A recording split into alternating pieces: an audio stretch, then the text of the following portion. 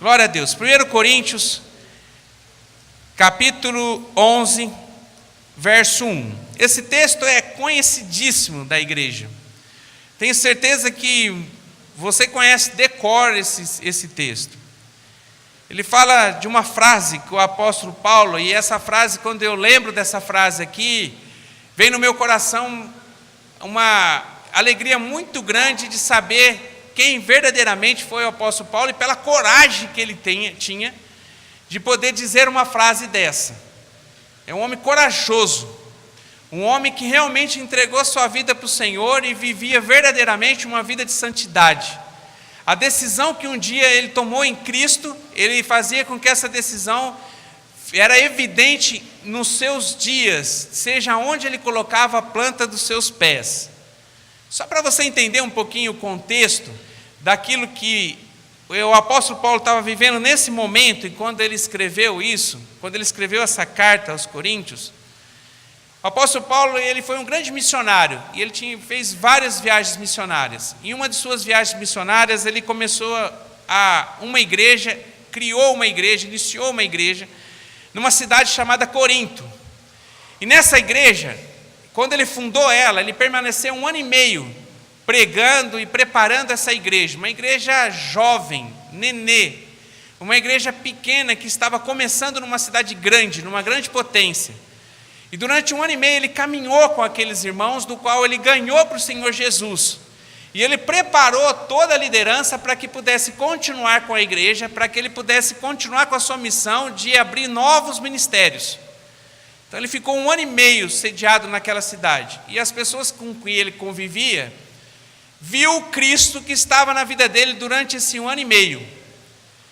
E ele um dia recebeu uma carta, e nessa carta tinha algumas notícias de como a igreja em Corinto estava passando por dificuldade, por alguns pecados que estavam infiltrados na igreja. E alguns erros doutrinários que a igreja estava vivendo e que precisava de alguém aconselhar da maneira correta, de como deveria se portar a igreja. E ele lê tudo aquilo e ele escreve uma carta. Ele não pôde estar presente pessoalmente, mas escreveu uma carta, que é essa carta aqui de 1 Coríntios. E daí chega no capítulo 11, lógico que a carta não era em capítulos, era escrita, uma longa carta que ele escreveu, que depois os teólogos dividiram em capítulos, dividiram em assunto, porque a carta trazia vários assuntos, e separou em versículos. E chegou em 1 Coríntios capítulo 11, tem essa afirmação. Você pode ver que essa afirmação, não sei na tua Bíblia, mas na minha está assim, e eu creio que na sua também. Embaixo de onde você vê esse versículo escrito, essa frase escrita, daí tem um subtítulo, que não foi escrita por apóstolo Paulo, mas quem preparou a palavra, quem traduziu a palavra, colocou para explicar que assunto que viria depois dessa frase. E é no capítulo 11 também que que o apóstolo Paulo mostra para a igreja como que deveria ser esse momento que a gente está vivendo hoje, que é o momento da ceia. Só que ele começa esse capítulo, esse assunto, com uma frase, dizendo assim, 1 Coríntios capítulo 11, verso 1, sede meus imitadores, como também eu sou de Cristo.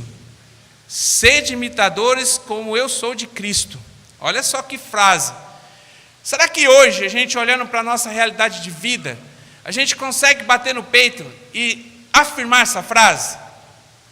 Você chegar para alguém que talvez convive com você diariamente, que te conhece, porque às vezes a gente pensa, e eu já pensei nisso, que o apóstolo Paulo escreveu isso por carta, então tipo assim, a convivência dele com essas pessoas talvez era pouco tempo, mas não, irmão, foi 1 ano e meio de convivência diária.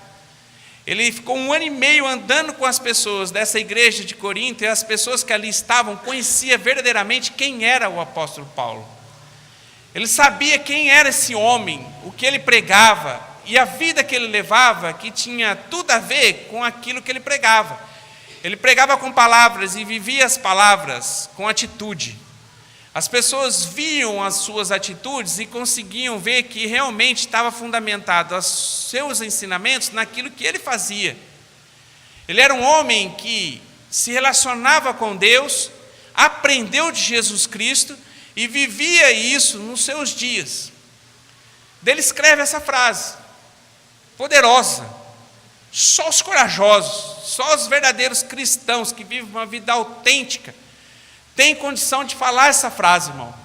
Que ele está dizendo assim, para algumas pessoas que talvez estavam chegando ali na igreja, e para até aqueles que caminharam com ele, mas de repente estavam se desviando da fé pelo pecado que estava infiltrado na igreja, ele estava dizendo assim, não errem.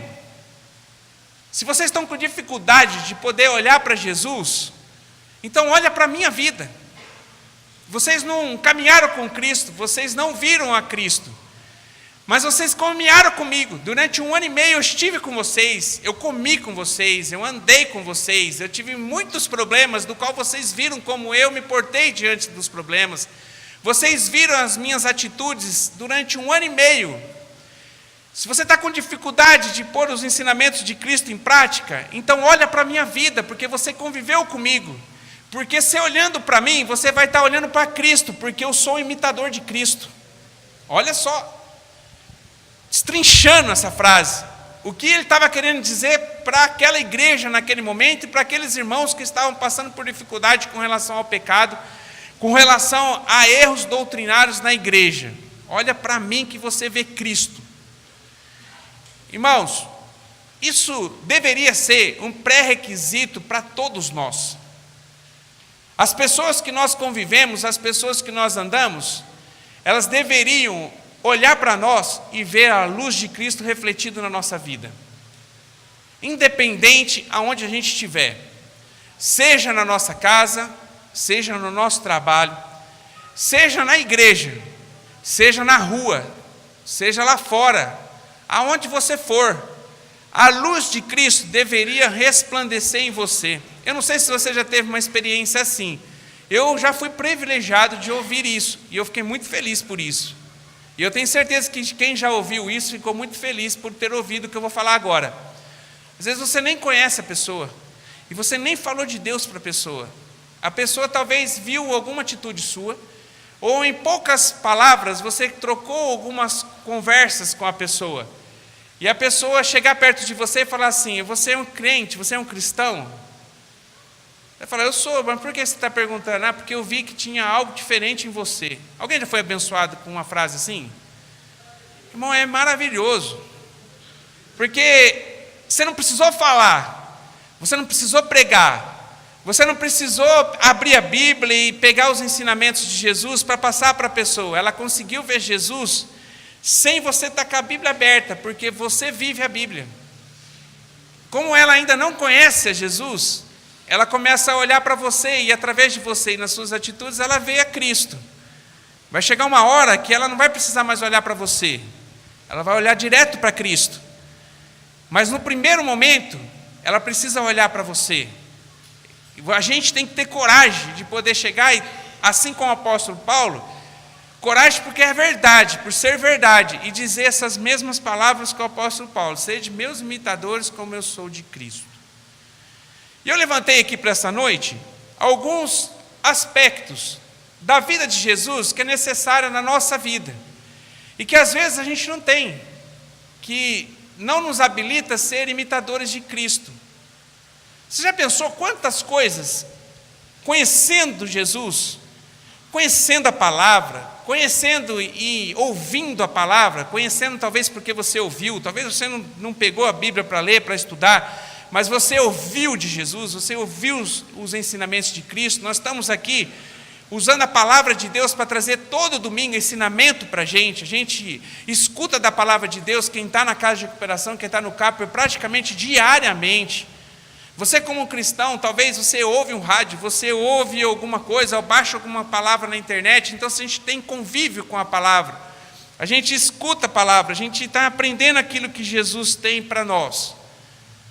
A gente já não é mais um bebezinho espiritual, a gente já está amadurecendo em Cristo. Nós somos uma igreja que está crescendo, evoluindo, se tornando madura em Cristo Jesus.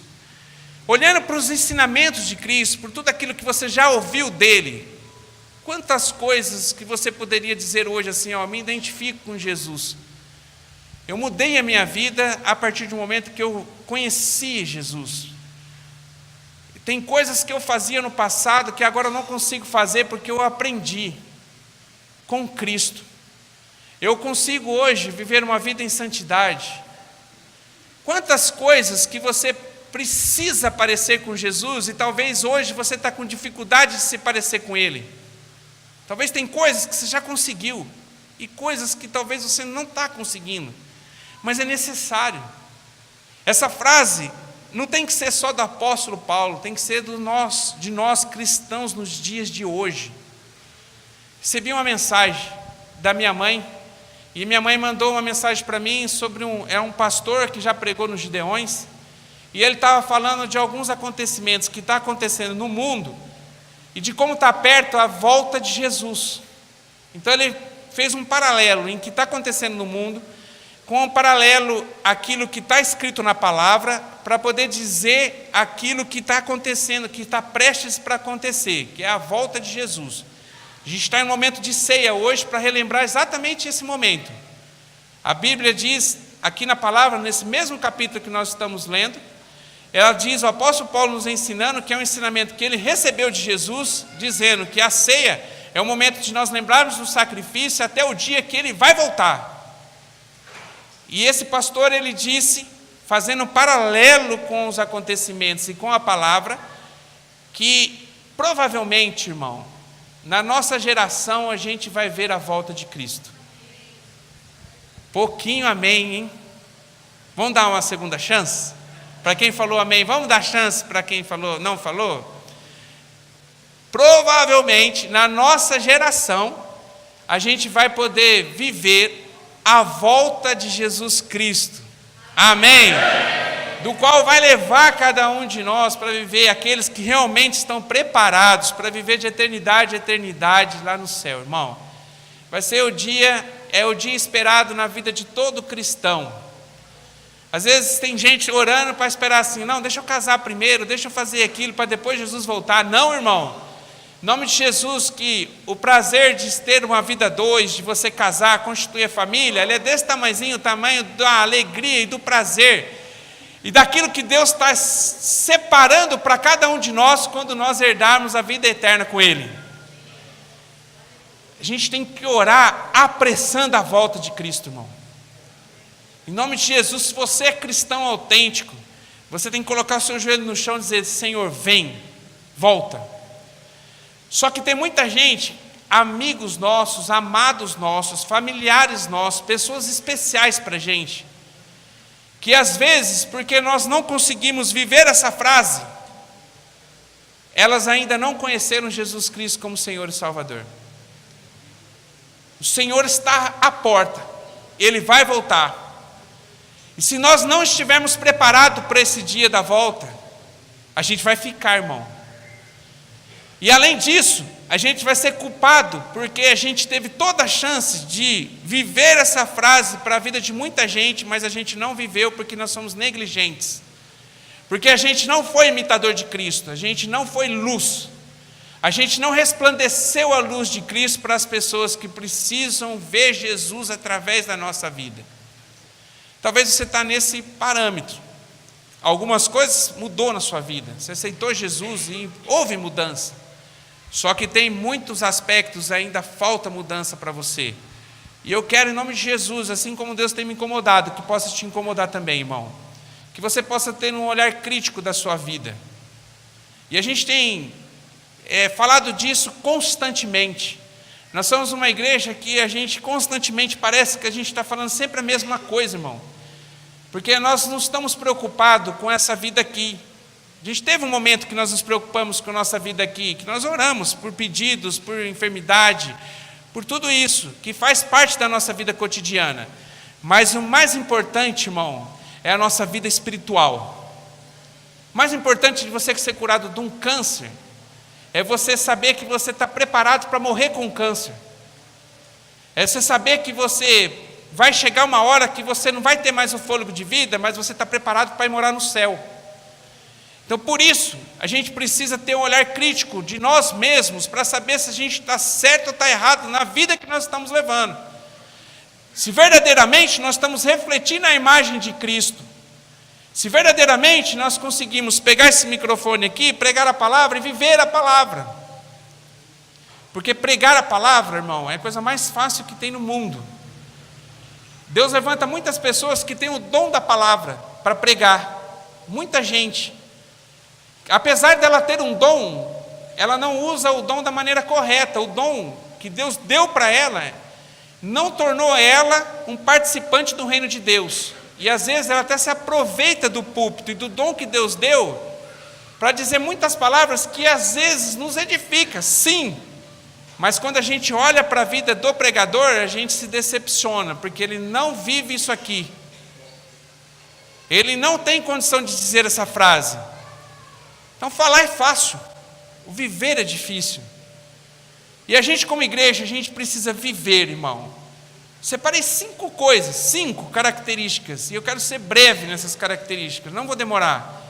Só para você refletir, mas eu quero em nome de Jesus que você comece a pensar ainda, durante a semana, essa frase que possa te perturbar, irmão. Maldição de pastor pega, hein? Irmão, que você possa tirar a noite, que Deus possa tirar a noite de sono seu. Que essa palavra possa ficar martelando e piscando assim, igual um outdoor para você, assim, ó. Na hora que você vai dormir, está sendo imitador de Cristo. Você está sendo imitador de Cristo? Você está sendo imitador de Cristo? Você está refletindo a luz de Cristo? E que você possa fazer durante a semana, irmão, uma autoanálise da tua vida e que você possa entender aquilo que você não tem sido, não tem tido a atitude que Cristo teria, que você possa afastar ou mudar a sua atitude. Se tem algo que você tem feito e é a imagem de Cristo, Cristo agiria dessa maneira, eu revelo Cristo naquilo que eu estou fazendo, que você continue a fazer, em nome de Jesus. A primeira característica que eu vejo em Cristo, vou falar 5, irmão, mas é N, muitos. A primeira é a submissão de Jesus com relação ao seu Pai. Onde Jesus mostra para a gente, durante toda a sua vida, o quanto ele era submisso a Deus, o seu Pai. Onde em nenhum momento ele virou as costas para Deus porque a sua vontade não prevaleceu, pelo contrário. Ele foi submisso sempre à vontade de Deus. Jesus foi entregue na cruz porque era a vontade do Pai. Uma das frases conhecidíssimas de Jesus, quando estava no finalzinho da vida dele, quando ele estava para ser entregue, morto e crucificado, para ser morto e crucificado na cruz, ele faz uma oração lá no jardim do Getsemane, do qual a aflição dele era tão grande que ele começa a suar sangue. E a oração dele foi assim, ó: Pai, se for possível, afasta de mim esse cálice. Se for possível, não permita que eu passe por esse momento em que eu estou prestes a passar. Se for possível, Deus, me tira desse sofrimento. E a gente já aprendeu aqui que o maior sofrimento de Jesus não estava falando do sacrifício carnal, mas daquilo que viria sobre a vida dele, todo o pecado do mundo sobre a vida dele, e iria afastar ele por um momento da presença do Pai. A dor da separação do Pai fazia com que ele pudesse suar sangue. E ele faz essa oração: Deus, se for possível, Pai, não permita que eu passe por tudo isso. Mas ele conclui a oração dele dizendo assim: mas que seja feito a sua vontade, que não seja a minha, seja a sua vontade. Qual era a vontade de Deus? Que ele fosse crucificado, porque era plano de salvação para a nossa vida. Ele era submisso a Deus em todas as coisas. E a gente tem que lembrar, irmão, na história, na vida de Jesus, que até a liderança do lugar onde ele viveu, que havia um governo romano corrupto que imperava sobre o povo de Deus, que colocava um peso no povo de Deus, que era domínio sobre o povo de Deus, em nenhum momento Jesus desrespeitou. Tanto é que se você for, a gente está estudando isso na Escola da Fé, estudou isso na Escola da Fé, que a gente viu isso, que as acusações que foram feitas para Jesus com relação ao Império Romano, para que ele pudesse ser crucificado, foram 3 grandes mentiras. Porque de nenhuma forma ele feriu qualquer regra ou princípio do Império Romano que nenhum desses que ele cumpriu quebrava o seu relacionamento com Deus, então não gerava pecado na vida dele. Aquilo que não gerava pecado na vida dele, ele fez, respeitou e foi submisso à liderança local do qual ele estava inserido. Por quê? Porque tem palavra de Deus na nossa vida com relação a isso. Não precisa abrir, eu vou ler para você. Romanos capítulo 13, verso 1 e 2 diz assim, ó: toda alma esteja sujeita às autoridades superiores, porque não há autoridade que não venha de Deus, e as que existem foram ordenadas por Deus. Por isso, quem resiste à autoridade, resiste à ordenança de Deus, e os que resistem trarão sobre si a mesma condenação. Olha o que o texto está querendo dizer, que existe autoridade sobre a nossa vida, e a gente tem que respeitar a autoridade que está sobre a nossa vida. Claro, se essa autoridade te leva a descumprir as regras estipuladas por Deus, vai levar você ao pecado, você não precisa, porque Deus é o maior líder da sua vida. Agora, se essa pessoa, ela disse alguma coisa para você, você está sujeito a essa liderança, por mais que essa liderança possa errar na sua decisão, você tem que cumprir com o que ele disse. Palavra de Deus. E Jesus foi assim. Jesus era submisso à hierarquia do qual ele pertencia. Primeiro ao Pai, depois ao Império Romano que estava imperando sobre aquele lugar. Ele era submisso a todas as pessoas. Então, que em nome de Jesus a gente possa ser submisso também, irmão. Principalmente a Deus. Quando Deus falar algo para você, não fica dando jeitinho, querendo dar jeitinho para mudar aquilo que Deus te falou. Você busca uma resposta, Deus fala para você, se for um não que Deus falou, irmão, agradece a Deus pelo não, porque senão vai salvar você e vai modificar a sua vida. Talvez o sim ia levar você para uma destruição. Deus falou não porque ama você. Seja submisso, seja obediente naquilo que Deus falar ao seu coração. Às vezes a gente fica tentando dar um jeitinho, sabe aquele jeitinho brasileiro, que todo mundo conhece, que a gente conhece?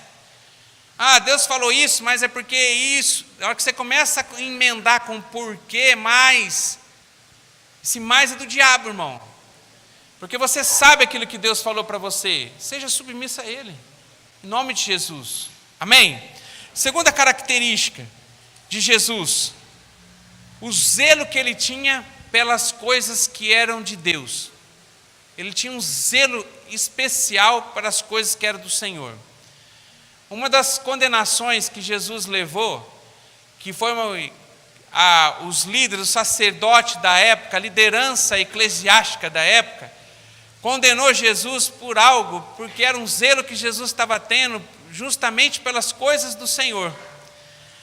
Que está lá em João capítulo 2, verso 13, até o verso 19. Não precisa abrir, eu vou ler para você. Se você quiser abrir, amém. João capítulo 2, verso 13, diz assim: estando próximo à Páscoa dos judeus, Jesus subiu a Jerusalém e achou no templo os que vendiam bois, ovelhas e pombas e também os cambistas ali sentados. E tendo feito um azorague de cordas, lançou todos fora do templo, bem como as ovelhas, os bois, e espalhou o dinheiro dos cambistas e virou-lhe as mesas. E disse aos que vendiam as pombas: tirai daqui todas coisas, não façais da casa do meu pai casa de negócio. Lembra-se então os seus discípulos de que está escrito: o zelo da tua casa me devorará. Prostaram-se, pois, os judeus e perguntaram-lhe: que sinal de autoridade nos mostras, uma vez que fazem isto? E respondeu Jesus: derribai este santuário, e em 3 dias o levantarei. Jesus foi acusado porque eles acusaram Jesus de blasfêmia contra o templo, porque Jesus disse essa última frase quando estava brigando com aquelas pessoas que fizeram do comércio a casa de Deus. Que ele disse, em 3 dias vai ser derribado e vai ser levantado um novo templo. Ele não estava falando de estrutura física, ele estava falando que a sua morte e a sua ressurreição ia mudar, ia ser um marco na vida, na história da humanidade. E as pessoas não entenderam assim, mas ele falou essa frase e teve essa atitude pelo zelo que ele tinha pelas coisas que eram do Senhor. A gente tem uma responsabilidade muito grande, irmão, como cristãos que nós somos. Porque Jesus, ele está hoje aqui na nossa vida. E a gente tem uma missão grande de levar o Evangelho para muita gente. A verdade que você recebeu, a missão de você levar essa verdade para outras pessoas, é de cada uma de nós. Se Deus permitiu que você está aqui respirando ainda, apesar de você já ter aceitado Jesus como Senhor e Salvador, porque existe um objetivo em você permanecer ainda aqui nessa terra. Porque se eu fosse Deus, e eu sabendo que eu correria o risco de você me aceitar Jesus, mas não permanecer nele, perdendo assim a salvação, a partir do momento que você levantou a mão, aceitou Jesus, se eu fosse Deus, pecador e com a cabeça desse tamanhozinho que eu tenho, eu ia provocar uma morte fulminante em você. Porque eu tenho certeza que daí você morreu e você vai estar lá no céu. Mas Deus não faz isso. Por que Deus permitiu que você ainda, aceitando Jesus como Senhor e Salvador, você está ainda sentado no banco da igreja hoje? Porque tem uma missão, porque tem um propósito para você. Porque tem algo que você tem que cumprir, e que não é você comprar uma casa, não é você ter um carro novo, não é você dar condição melhor para a tua família. Isso faz parte da nossa vida, mas não é o propósito principal de Deus. O propósito principal de Deus, de você estar aqui ainda e respirando, apesar de aceitar Jesus, é levar essa verdade que você recebeu de graça, e você está de graça para as pessoas que estão morrendo lá fora, sem Jesus. Quantas pessoas, irmão, que você conheceu, que já passaram pela tua vida por algum momento, e muitas vezes você foi no velório dela, ou ficou sabendo que ela faleceu, e que você teve oportunidade, mas você não levou a palavra para essa pessoa. E você, pelos frutos da pessoa, pelas atitudes que ela estava vivendo nos últimos momentos, mostra quem ela é e para onde ela vai.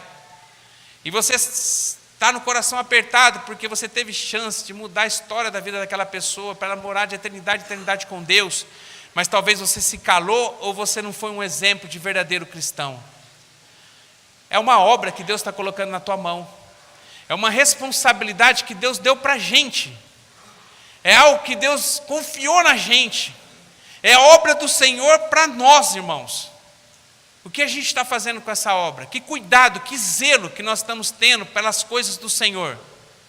Se a gente coloca a nossa vida na frente de tudo e deixamos as coisas, a missão principal que Deus colocou para a gente em segundo plano. Que a gente pensa em tudo.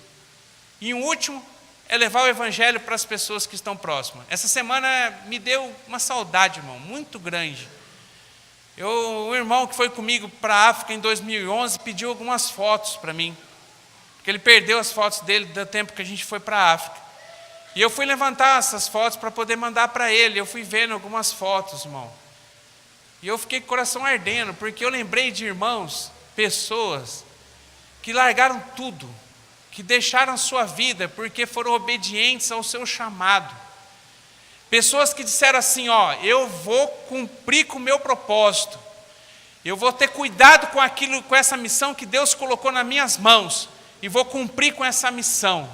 Talvez Deus não está te incomodando para você ir para a África. Estou dizendo isso porque para mim é algo que não dá para entender. Uma pessoa largar tudo, irmão. Deixar todas as coisas para ir para o ministério. Quem não é cristão não entende. Gente que deixou família, gente que deixou pessoas, que famílias ficaram inconformadas, mas que deixaram todas as coisas aqui para cumprir com zelo o chamado específico que tinha na vida dela de ganhar pessoas no outro lado do mundo. Deus talvez, irmão, está te chamando para ganhar vidas aqui, onde você está inserido. Talvez dentro do seu trabalho, dentro da sua família. Quantas pessoas que é da tua família que não conhecem Jesus?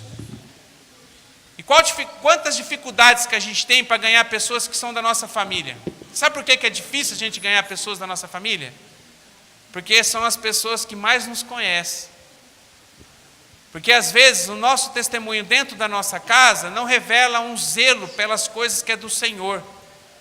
A gente precisa mudar isso, irmão. Eu não consigo a gente poder viver uma igreja que está cheia, que está lotada, mas que a gente não está fazendo diferença no mundo que está lá fora. Eu não aceito isso, porque o Senhor me incomoda, porque a gente tem que fazer a diferença, irmão, aonde você estiver, você tem que fazer a diferença. Alguns lugares aqui estão vazios, porque a gente é culpado por esses vazios aqui, nessas cadeiras que aqui estão.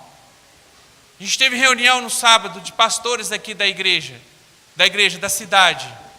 E no final da reunião foi falado para mim orar. No final, antes de eu orar, eu pedi a palavra, porque a palavra tinha a ver um pouco com isso que nós estamos dizendo aqui. E eu peguei e falei para todo mundo, irmão, eu não fiquei nem pensando que eu poderia até apanhar deles, mas falei. Falei assim, a gente está aqui, e a igreja, a cidade a gente não ganhou para o Senhor Jesus ainda, não é culpa dos irmãos, não é culpa dos membros da nossa igreja, não é dos nossos líderes, não é de ministério de louvor, porque alguns estavam se queixando que não tinha ministério de louvor, não é ninguém. O único que é responsável por isso somos nós. Cada um de nós. Falei para ele, é eu e é você, que somos líderes, e às vezes a gente não prega isso na igreja, que a gente não tem zelo pela obra do Senhor. Só que essa responsabilidade, ela começa em mim, e chega a você também, irmão. Você precisa ter responsabilidade de realmente, em nome de Jesus, parar de ser pedra de tropeço na vida de alguém que não consegue olhar para você e ver Jesus Cristo, para que eles possam olhar para você e ver mudança na sua vida, ver transformação na sua vida, zelo pelas coisas que é do Senhor. Irmão, em nome de Jesus, tudo aquilo que você for fazer, que você possa fazer para o Senhor. Não fica buscando recompensa de homem, faça para o Senhor. Tem o mesmo zelo que Jesus teve pela igreja. Sabe qual foi o zelo que Jesus teve pela igreja?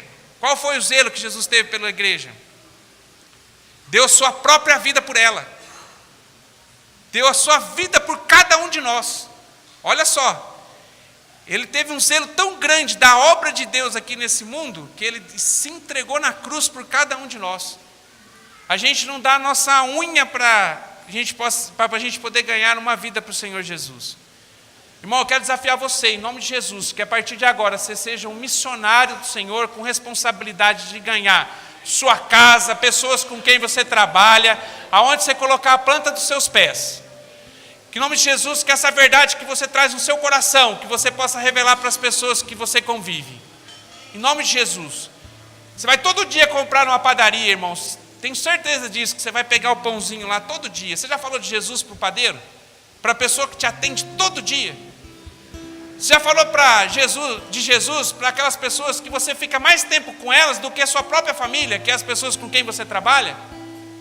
Talvez até elas saibam, irmão, que você tem Jesus, ou que você é um cristão, porque talvez você leva a Bíblia para lá, mas eles precisam ver diferença na sua vida. Eles precisam ver diferença. Eles precisam ver a luz de Cristo revelada em você. Na última reunião de homens que nós tivemos, eu cheguei em casa e falei para a Tuca que eu estava muito feliz, por conta de uma experiência que eu tive lá, na reunião de homens, da vida do Dinei. Fiquei muito feliz, porque eu sentei numa mesa onde o Dinei estava, que tinha 4 pessoas do trabalho dele. Eu cheguei em casa e falei assim, amor, você vê, ali a gente pôde ver quem é o Dinei. Porque se o Dinei convidasse alguém para ir na igreja, ele não desse um testemunho de vida no seu trabalho, ninguém ia lá, irmão. Ia falar, ok, na igreja, olha a pessoa que você é, vou na sua igreja fazer o quê? 4 pessoas do seu trabalho, do seu convívio, que está com ele muito mais tempo do que as suas próprias famílias, aceitaram o convite, estavam felizes de dar vida para poder estar ali naquele lugar. Ele chegou lá e contou do que tinha acontecido no trabalho. Uma 5ª pessoa disse assim, no próximo encontro você fala para mim, por que você não me convidou? Não foi, Dinei? Fiquei feliz, irmão. Quero ser igual o Dinei. Em nome de Jesus. Porque eu sou envergonhado da mesma maneira. Porque não tem ninguém aqui que trabalha comigo. Eu não tenho uma pessoa aqui na igreja que é funcionário meu, que trabalha comigo. Por quê? Porque eu estou errando. Porque eu estou falhando.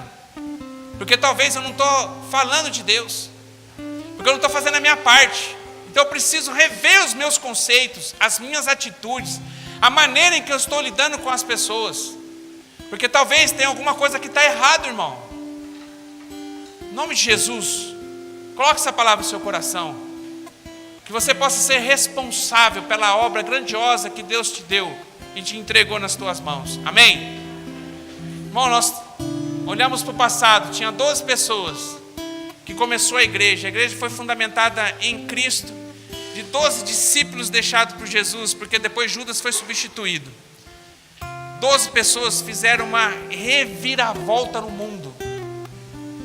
Quando a gente lê escrito lá que Jesus dizia assim, que depois da sua morte e ressurreição, que nós iríamos fazer obras ainda maiores que a dele.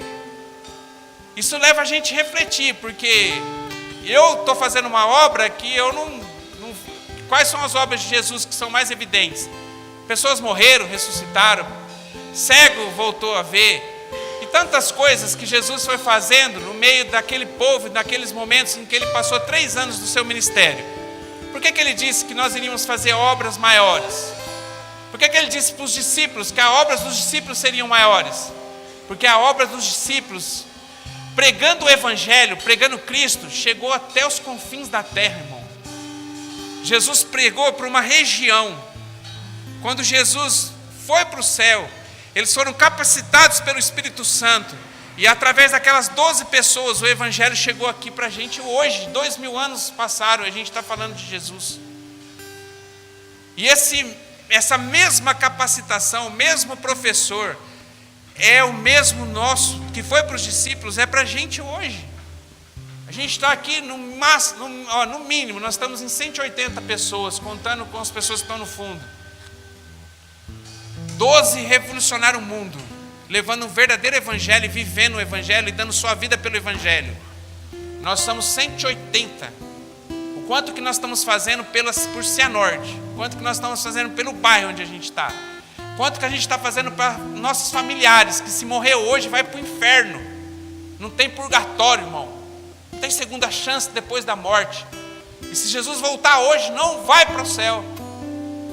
Responsabilidade da obra minha e sua. Em nome de Jesus, que você não seja negligente com a obra. Que você possa ser bênção na vida de muita gente. Que a sua vida possa ser um testemunho vivo. Que você possa abrir sua boca, porque não é você que vai falar, é Deus que vai falar através da tua vida. E você vai conseguir ganhar muita gente para o Senhor Jesus. Em nome de Jesus. Estou falando de placa de igreja, porque eu não estou nem aí para placa, irmão. Nem aí mesmo.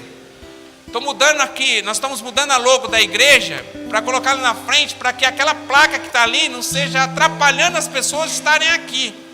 Estou me lixando para a placa de igreja. O que importa é Jesus Cristo na vida das pessoas. Talvez elas não vão vir para esse ministério, mas eles vão ser irmão nosso em Cristo Jesus, talvez em outros ministérios. Mas a gente precisa, irmão, em nome de Jesus, fazer a nossa parte com as pessoas que nós convivemos. Amém? Não seja negligente, irmão. Em nome de Jesus, faça a diferença. Terceira coisa, vou correr. Seja humilde. Assim como Jesus foi. Jesus foi humilde. E humildade não tem nada a ver com posse. A gente faz vínculo da palavra humildade com posse. Aquela pessoa é pobre, a gente fala, ela é humilde. Eu conheço muito rico, humilde, e muita gente que não tem nada e é arrogante. Não tem nada a ver com humildade, com posse, com quanto você tem. A humildade, a principal conceito de humildade, que é o conceito que Jesus viveu, é a gente reconhecer a nossa incapacidade e a gente buscar consertar aquilo quando nós erramos. A gente entender quem nós verdadeiramente somos. A gente entender que a gente convive com pessoas, a gente precisa ser humilde, conhecer as pessoas, não julgar as pessoas, não ter preconceito com as pessoas, conceito antecipado. Às vezes a gente nem conhece a pessoa falou só bom dia para você viu ela, você já criou milhões de conceitos dela. Por quê? Porque você é arrogante, você não é humilde. Seja humilde, conheça a pessoa antes de julgar ela. Conheça ela, conheça o coração dela, conheça a história dela. Por que essa pessoa é dessa maneira? Porque tem uma história por trás dela. E Deus está te colocando para conviver com essa pessoa, para que você seja humilde o suficiente, para poder investir na vida dessa pessoa, conhecer essa pessoa com humildade, não com julgamento, com humildade, para que você possa levar Jesus para ela. Humildade está diretamente relacionado a gente olhar para os nossos erros e buscar consertar. A principal característica de uma pessoa humilde que Jesus não precisou é a gente reconhecer os nossos erros. Jesus não precisou isso porque ele não errou. Mas a humildade de Jesus levou as pessoas que erraram com ele ter humildade de liberar perdão para elas. A humildade em nós tem que gerar em nós humildade suficiente para nós reconhecermos o nosso erro e buscar consertar. E a gente ser humilde o suficiente para entender a outra pessoa que falhou, que errou por algum motivo. Ela errou, irmão. Ela não é Jesus. Ela está buscando ser parecida com Cristo, mas errou. E eu vou buscar daí conhecer ela, entender ela e ajudá-la a poder se consertar comigo. Vou liberar perdão para a vida dela. Eu sou humilde o suficiente para entender a sua falha. E eu reconheço que você falhou, você errou, mas eu estou te liberando perdão. Humildade. Muitas vezes a gente não é assim. A gente senta num trono em qual a gente quer ser o juiz e a gente julga as pessoas. A gente afasta as pessoas da gente por a gente querer julgar sem conhecer. Eu tenho convivido com algumas pessoas aqui no fórum e por conta da vara criminal. E algumas pessoas ajudam a vara criminal, alguns empresários, alguns amigos meus.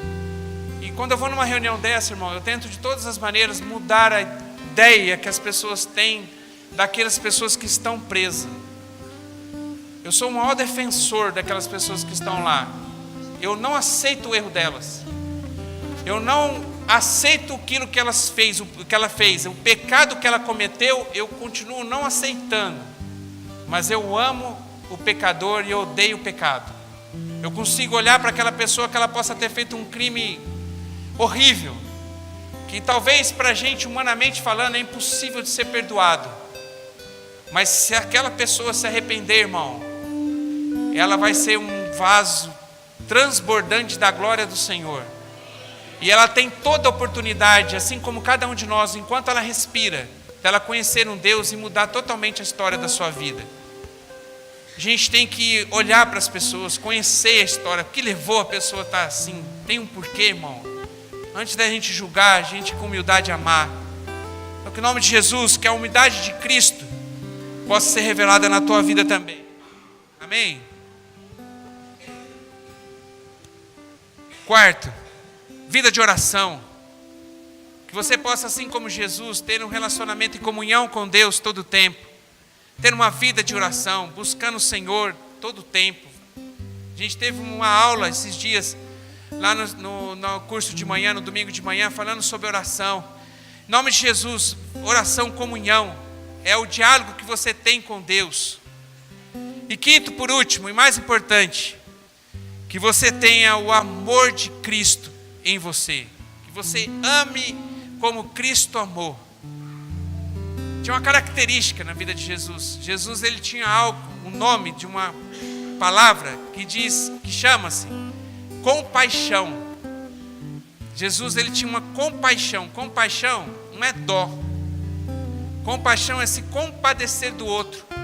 É eu me colocar na condição do outro. E quando eu me coloco na condição do outro, eu vou ter uma atitude para mudar a condição dela. Jesus amava as pessoas com compaixão. Ele não tinha dó da pessoa só e estava pronto.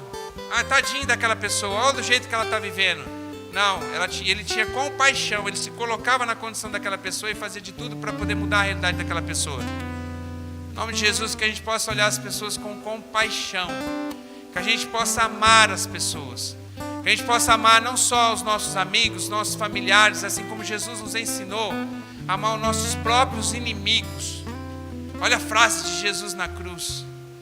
Ele foi julgado por pessoas, foi maltratado por pessoas, ele levou chibatada por pessoas, ele foi colocado nele uma coroa de espinhos que perfurou seu crânio. Ele sofreu todo tipo de mutilação possível, até que ele foi colocado numa cruz, pregado às suas próprias mãos e às suas pernas. E assim, mesmo assim, nessa condição, vendo todas aquelas pessoas vibrando pelo seu sofrimento, ele olha para Deus e diz assim: Deus, Pai, perdoa-os porque eles não sabem o que fazem. Ele se colocou em um momento de compaixão. Ele se colocou na posição daquelas pessoas que por falta de conhecimento estavam crucificando o Deus vivo. Irmão, em nome de Jesus, que você da mesma forma possa agir de compaixão com as pessoas. Amém? Que Queria que você ficasse de pé para a gente orar, em nome de Jesus. Glória a Deus. Glória a Deus. Glória a Deus. A gente vai ter um tempo de oração, como a gente sempre faz, para a gente poder refletir um pouquinho na palavra. Você ouviu, irmão? Agora você precisa gravar isso no seu coração. Se você entendeu pouco da palavra, você talvez não lembra tudo aquilo que foi ministrado, grava uma coisa só. Em todas as suas atitudes, pense antes o que Jesus faria. Qual atitude que Jesus faria diante do momento em que você está vivendo? Irmão, se você pensar nisso no seu dia a dia, se você gravar nisso, viver isso, se preocupar com isso, antes de você tomar qualquer decisão, automaticamente você vai ser verdadeiramente um verdadeiro imitador de Cristo. Pensa, reflita. Qual atitude que você precisa tomar que seria a mesma atitude que Jesus tomaria? Irmão, em nome de Jesus, deixa Deus falar seu coração. Deixa Deus ministrar na sua vida nessa noite. Hoje é noite de ceia. Hoje é noite da gente poder compartilhar da mesma mesa. Hoje é dia de nós olharmos para as pessoas que estão do nosso lado, que são nossos irmãos, porque nós temos um Pai em comum. Hoje é dia de nós resolvermos a nossa vida errada, talvez por atitudes erradas, e nós nos consertarmos com o Senhor. Hoje a misericórdia do Senhor bateu na nossa porta e está dando para a gente a oportunidade de a gente poder resolver questões que muitas vezes a gente deixa para resolver no segundo plano, no segundo momento. O teu tempo de resolver é hoje. O teu tempo de entregar sua vida é hoje. O tempo de mudar sua atitude é hoje. Em nome de Jesus, deixa Deus falar seu coração. A gente vai ter um tempo agora de ouvir uma canção.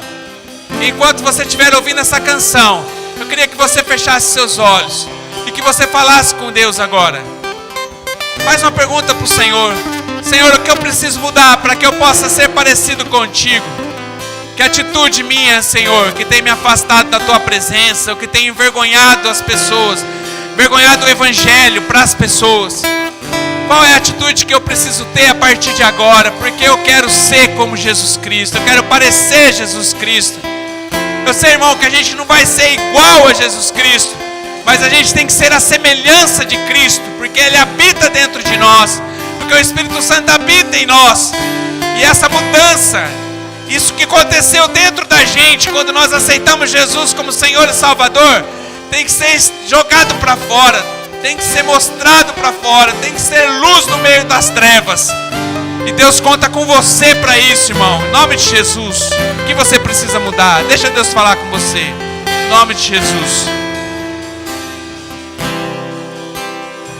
O universo chora, o sol se apagou. Ali estava morto o Salvador.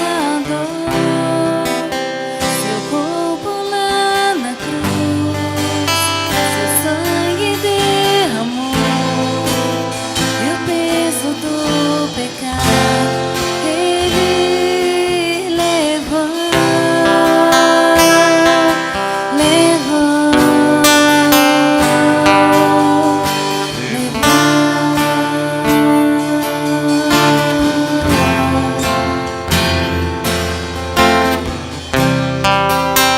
Os Pai abandonou, cessou de respirar, em trevas encontrou o Filho.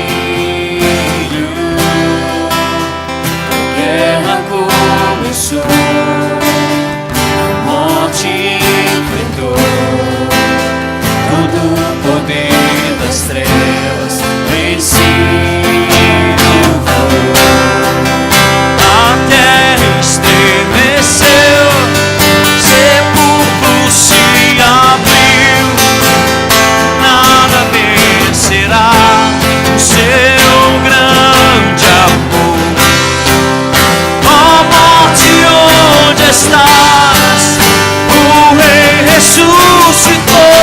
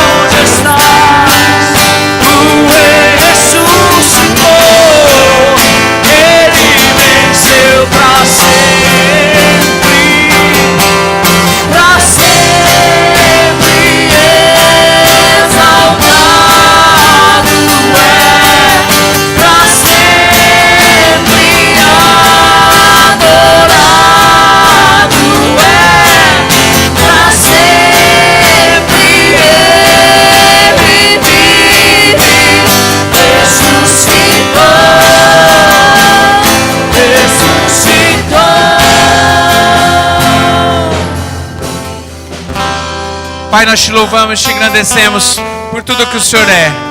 E obrigado, ó Pai, por essa palavra do qual o Senhor falou no nosso coração. Ó Pai, em nome de Jesus, que nós possamos mudar, Senhor. Ó Pai, em nome de Jesus, que nós possamos assumir a nossa identidade de verdadeiros cristãos. Ó Pai, que o Senhor possa estar dando força para a gente.